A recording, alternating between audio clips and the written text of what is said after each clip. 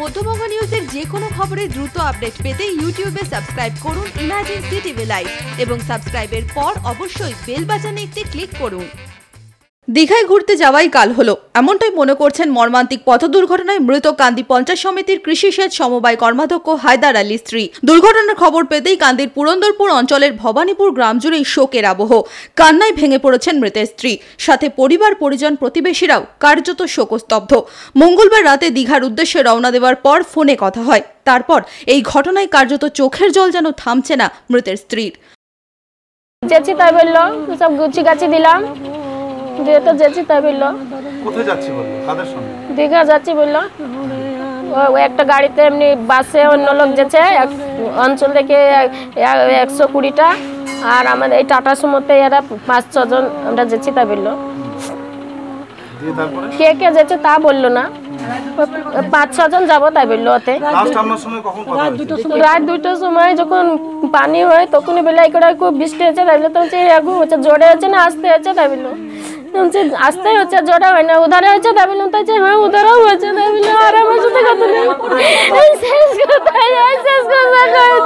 পুরন্দরপুর অঞ্চলের স্থানীয় সদস্যরা হঠাৎই এই ঘুরতে যাওয়ার প্ল্যান করেন, কিন্তু এভাবে দুর্ঘটনার মুখে পড়বে তাদের গাড়ি তা মেনেও নিতে পারছেন না মৃতের আত্মীয়। ঘটনাটা খুব মর্মান্তিকই, কিন্তু কথা হচ্ছে এই প্রোগ্রামটা পুরন্দরপুর অঞ্চলের ছেলেদেরকে নিয়ে, যুবক ছেলেদেরকে নিয়ে বাড়াবাড়ি হায়দার করে, বয়সী নেতৃত্বকে নিয়ে আলোচনা করে নিয়ে বাড়াবাড়ি করে চলো একটা ট্যুর ঘুরে আসি দীঘাতে। ঠিক সেইভাবে এই ট্যুরটা করা হলো। তবু হায়দারের ক্ষেত্রে দ্বিমত ছিল, যাবো না ভাবছিল। তবু আমাকে বললে, আমার কাছে পয়সা করি ছিল ওদের তোলানো টাকা বিভিন্ন ফান্ড থেকে, আমি হাতে দিয়ে বললাম যে যা দায়িত্ব নিয়েছো পৌঁছে দিয়ে ঘুরে এসে তো এই প্রোগ্রামগুলো করো না।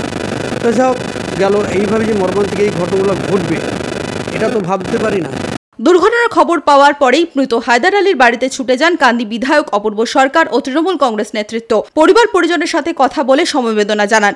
আকস্মিক এই দুর্ঘটনা মেনে নেওয়াই যাচ্ছে না, গভীর শোক প্রকাশ তৃণমূল নেতৃত্বের। এই মর্মান্তিক দুর্ঘটনা এর জন্যে মানসিকভাবে কেউ প্রস্তুত থাকে না কোনো ধরনের। আমরা মর্মাহত শুধু নয়, আমরা রাজনৈতিকভাবে ক্ষতিগ্রস্ত হলো। এর থেকেও বড় কথা হলো এটা অত্যন্ত সামাজিক, এলাকার মানুষের সঙ্গে সবসময় এরা মিশে থাকতো, সামাজিকভাবে ক্ষতি হলো। আমরা আমাদের নিজেদের একজন পরিজনকে, আমাদের আত্মীয়কে আমরা হারালাম। এ ক্ষতি অপূরণীয়, এ ক্ষতি পূরণ করা সম্ভব নয়। হ্যাঁ, এর বেশি বলার মতন মানসিক পরিস্থিতি নাই।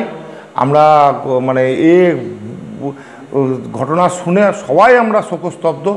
যদি মধ্যবঙ্গ নিউজের এই খবরটি ভালো লেগে থাকে তাহলে অবশ্যই একটি লাইক দেবেন এবং ইউটিউবে ইমার্জেন্সি টিভি চ্যানেলটি সাবস্ক্রাইব করবেন। আর যে কোনো খবরের দ্রুত আপডেট পেতে সাবস্ক্রাইব করার পর বেল বাটনে একটি ক্লিক দেবেন।